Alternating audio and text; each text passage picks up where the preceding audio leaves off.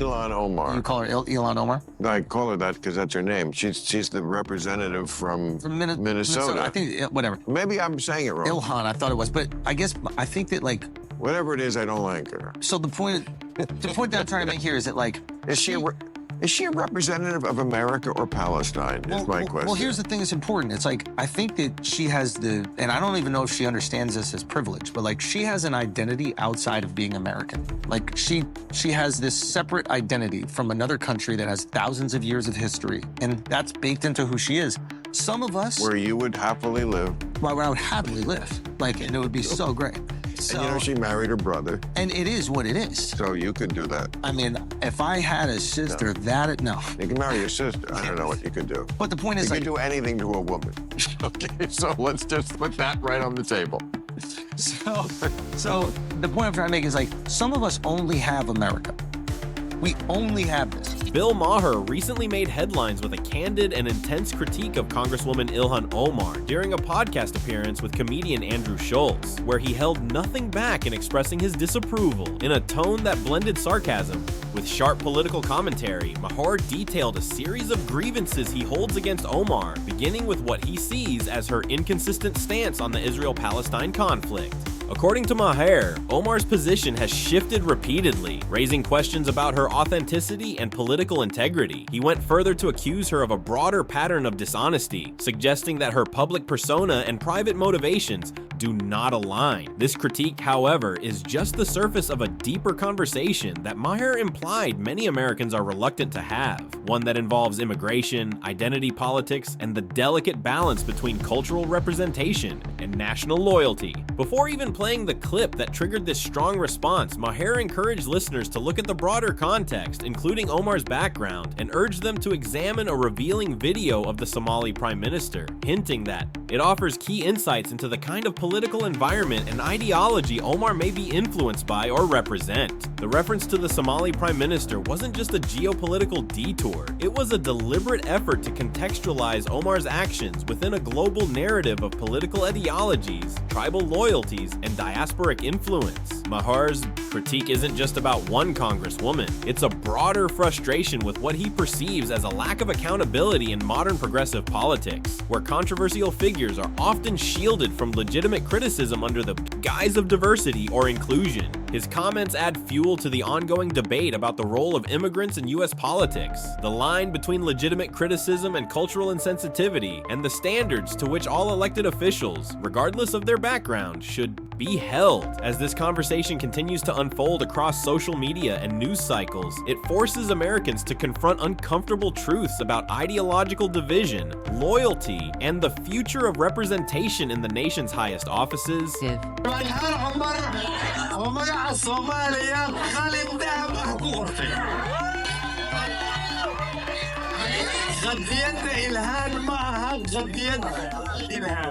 معها قضية مينيسوتا، معها قضية غير مريكان، قضية إلهام وقضية صومالية. قرش إلهام وقرش صوماليات وحين نروح مبارسنتها يمحنوين. أنا وفات لا يمر عدتك صوماليات ودن مال والباقي جوجان. waxaan idinka codsanayaa inaad hiil iyo hool la garab istaagnaan ku taageertaan codkiinna dariskiinna saaxiibadiinna cid walba ood garanaysaan aad u sheegtaan inay soo baxaan si ay Ilhaan ugu codeeyaan albaab walbana aad u garaacdaan sidii dib loogu dooran lahaa ballanteenu waa maxay ballanteenu waa inaad garab iyo gaashaan u noqotaan xildhibaan Ilhaan وعاد مركلة دمت ورطان إذنكو اسكتوان وقول يدينا مركلة مع السندين الله يدن بركة صومالي هنوما. It's becoming increasingly difficult for many Americans to reconcile how a sitting U.S. Congresswoman, elected to represent American citizens, appears to maintain such strong political entanglements with foreign figures and ideologies that seem disconnected from the interests of her constituents. The recent controversy surrounding a man representing Somalia and the unclear connection to Ilhan Omar raises legitimate concerns about where her loyalties lie and how her legislative focus is being shaped. Critics argue that instead of concentrating on core issues affecting her district, such as economic development, public safety, healthcare access, and education, Omar often chooses to amplify global grievances, particularly those rooted in her heritage or external political battles, including contentious narratives surrounding illegal immigration or the socio-political dynamics of her country of origin. This pattern has led to growing frustration, as many feel she is prioritizing ideological campaigns and international activism over the very real and immediate needs of American citizens who put their trust in her to fight for their interests. On Capitol Hill, commentators like Bill Maher have been especially vocal, challenging what they see as a troubling trend of elected officials being more engaged with global identity politics than with their actual job responsibilities. While Maher himself is often controversial and polarizing, his criticism of Omar resonates with a wide spectrum of the public because he dares to say what many are thinking but are hesitant to express due to fear of backlash. His unfiltered approach highlights a broader debate about the role of American lawmakers and whether national service should demand a greater focus on domestic priorities rather than personal heritage or political affiliations that extend beyond U.S. borders. This incident doesn't just shine a light on Omar individually, it sparks a much-needed national conversation about representation, accountability, and the expectations citizens have for those they elect to serve. The people go, I just can't vote for those people. They just seem crazy. They just seem like they are not tethered to reality, which is, when you lose that contest to Donald Trump, who's also not tethered to reality in many ways, I mean, you're saying something. Dude, I wonder if, like, and again, I don't know too much about, like, the Ilhan Omar's politics or whatever. Oh, but Ilhan Omar? Is that what you're talking about? Ilhan? Or Ilhan Omar. You call her Ilhan Omar? No, I call her that because that's her name. She's the representative from Minnesota. I think, yeah, whatever. Maybe I'm saying it wrong. Ilhan, I thought it was, but I guess I think that, like, whatever it is, I don't like her. so the point that I'm trying to make here is that, like, Is she a representative of America or Palestine? Is my question. Well, here's the thing that's important. It's like, I think that she has and I don't even know if she understands this as privilege, but, like, she has an identity outside of being American. Like, she has this separate identity from another country that has thousands of years of history, and that's baked into who she is. Some of us, Where you would happily live. well, where I would happily live, like, and it would be so great. So, You know, she married her brother, and it is what it is. so you could do that. I mean, if I had a sister, no. You can marry your sister. I don't know what you could do. But the point You is, can like, do anything to a woman. Okay, so let's just put that right on the table. so the point I'm trying to make is, like, some of us only have America. We only have this. So when you attack this, I'm going to defend it till the day I die. I love America more than anything in the I entire do, too. world. It's the greatest country in the human existence. It's the greatest experiment in human existence, and it has succeeded. So we only have this. You have to find a way to communicate what you believe to be the shortcomings of America in a way that doesn't make us feel like you don't love it. Totally. My mom is an immigrant. She loves, like, you cannot tell my mom that I cannot achieve anything, that she cannot achieve anything in this country. It's one of the reasons why I think it's important to bring in immigrants, because they remind us of the opportunity. And they're appreciative because they know what it's like in Yep. these other countries. And we don't. Right. Well, I do. You don't. You Because haven't you would live traveled in because of Kabul. your UTIs. You I've won't even tra- leave the country. I don't have to. First of all, I have traveled, and second of all, you don't have to travel to understand what's going on in Have you other lived countries. outside the country? No, but I read. I can read about what's God, there. this is this Ivy League shit that's so annoying to Oh, Americans. reading. Yeah. Yes, stop reading so much. It's gay. Now I see you're just fucking with me when you Yes, say these but, things. Okay.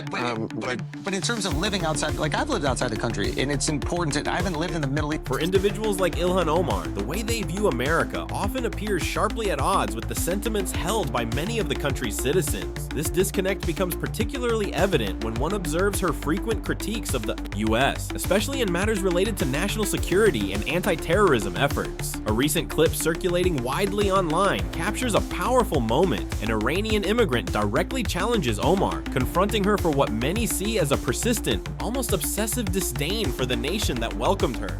The woman questions why Omar, who fled her war-torn homeland of Somalia, rarely addresses the atrocities committed by the Islamist militant groups that tore her country apart, groups responsible for unimaginable suffering and the displacement of countless innocent families, including her own. Instead, Omar's public condemnations appeared to be almost exclusively reserved for the United States, the very country that provided her family with safety, opportunity, and an unprecedented platform of influence. Critics argue that such selective outrage feels not only hypocritical, but also deeply unfair, as it overlooks the immense sacrifices and protections America offers to its citizens and immigrants alike. Rather than expressing gratitude or acknowledging the balance and complexity of international policy, her commentary often portrays America as the chief villain on the global stage. This perceived lack of balance, condemning the West while remaining conspicuously silent on the crimes of violent Islamist factions, has caused growing frustration among Americans, especially those who fled oppression and now cherish the freedoms that this country provides. To them, it seems that Omar's rhetoric is not only disingenuous, but also a betrayal of the very ideals that enabled her rise to power. This is not just a political issue, it's a cultural and emotional one. Many feel that her approach divides rather than unites, alienates rather than inspires, and ultimately fails to reflect the responsibilities that come with leadership in a free and democratic society. This tension between gratitude and grievance, between opportunity and opposition, lies at the heart of a much larger national conversation about what it means to be American and who gets to define that identity. Congresswoman Ocasio-Cortez said that she and Congresswoman Omar and Tlaib are being targeted as freshman women of color. She says they're getting unfair treatment and that if you went after every bad thing that a congressman or woman did on the Hill, that everybody in Congress basically would be in trouble. Fair? I don't think that's fair at all, Shannon. First of all, I just want to note it's remarkable and startling how much Ilhan Omar, frankly, the disdain she has for the country that we should note. It's the country that has given her family and herself refuge. She escaped war-torn Somalia, was a refugee in Kenya for 4 years, and then thanks to a Lutheran church group, was able to ultimately immigrate to the United States. And I, as an immigrant myself, I have to note this constant disdain of her portrayal of the United States and its anti-terror policies under successive administrations, treating it as this sort of murderous country that cages children at the border and drones people, and not any similar criticism, I would say, of the Islamist groups, among them those that have turned Somalia, her homeland, into such a horrible place. Not one word of criticism, as far as I can tell. It's only directed at the country that has given her and her family refuge. It's not a perfect country, but I think it's startling and it's frankly it's disgusting. The ongoing controversy surrounding Ilhan Omar has reignited debates across the political and public spectrum, especially regarding patriotism, gratitude, and the responsibilities of those who are granted the opportunity to thrive in America.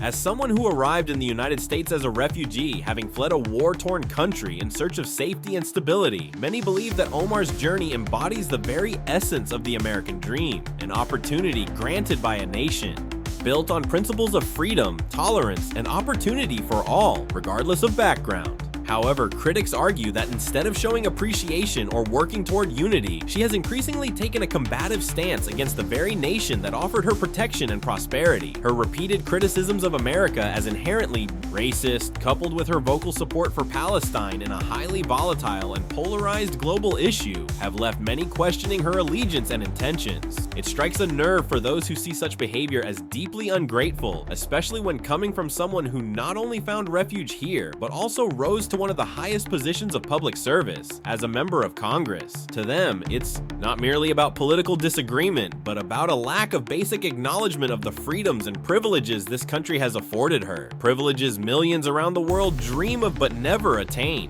Furthermore, some feel that her rhetoric fans the flames of division rather than promoting constructive dialogue, especially on issues of race and privilege, where she often paints America with a broad, negative brush. These critics argue that instead of constantly highlighting America's flaws and aligning herself with global movements that sometimes oppose U.S. interests, Omar should be a leading voice of reform from within, a voice that appreciates the country's imperfections while actively working to improve it without vilifying it in the process. To them, calling America racist while benefiting from its institutions is not just ironic, it's hypocritical. And while everyone has the right to voice their opinions, especially in a free society like the United States, the expectation is that those who were once welcomed with open arms should remember and respect the foundation that allowed them to rise. This conversation, though deeply emotional and divisive, continues to shape the national dialogue on immigration, freedom of speech, and the responsibilities of those who serve in public office, especially when they owe their very platform to the opportunities uniquely available in America. Make a difference, okay? And the people of Gaza, who, by the way, if the Israelis did get rid of Hamas, they'd be doing a giant favor to the people of Gaza who hate Hamas still. But let's just go through the lists. Because the Israelis look like us in most ways, values-wise. Maybe we're not doing it the right way. I don't know. Religious tolerance. That doesn't exist in Gaza. You're either Muslim or an infidel, and you better be a Muslim. Female freedom, free and fair elections, free speech, gay rights. Can I just finish my list of pedophilia? I'll put that under don't ask. Child brides and so forth. Equality of the sexes, I'll categorize that under don't make me fucking laugh. The fact that, you know, these people think that this is where they should be aligned with, that these are the values that you support. This is exactly the kind of country Ilhan Omar chooses to defend, one that not only fails to guarantee the basic human rights and freedoms that she herself enjoys in America, but also actively suppresses dissent, persecutes minorities, and limits the very liberties she so freely exercises on US soil. The irony is striking and unsettling. Having fled hardship and sought refuge in the United States, a nation that granted her safety, opportunity, and a powerful political platform, she now uses that platform to harshly criticize the very system that uplifted her. It feels less like constructive criticism and more like a betrayal, an act of turning one's back on the ideals of liberty, justice, and opportunity that welcomed her in her hour of need. Rather than advocating for meaningful change or using her voice to highlight real injustices with fairness and context, her repeated condemnations of America seem disproportionately harsh and out of touch with the realities of other oppressive regimes she appears willing to excuse or ignore. This kind of narrative, where America is portrayed as the global villain while authoritarian states are given a pass, doesn't just distort the truth, it undermines the sacrifices of millions who fought to build a nation grounded in democracy and civil rights. If this is the version of democracy she claims to represent, a version where selective outrage replaces objective accountability, where gratitude is overshadowed by grievance, and where the freedoms of one country are taken for granted while others suffer in silence, then we as a society must seriously reflect on the values we uphold, the voices we amplify, and the direction our discourse is heading. Because democracy is not just about the right to speak, it's also about the responsibility to speak wisely, with honesty, and with an understanding of the greater picture.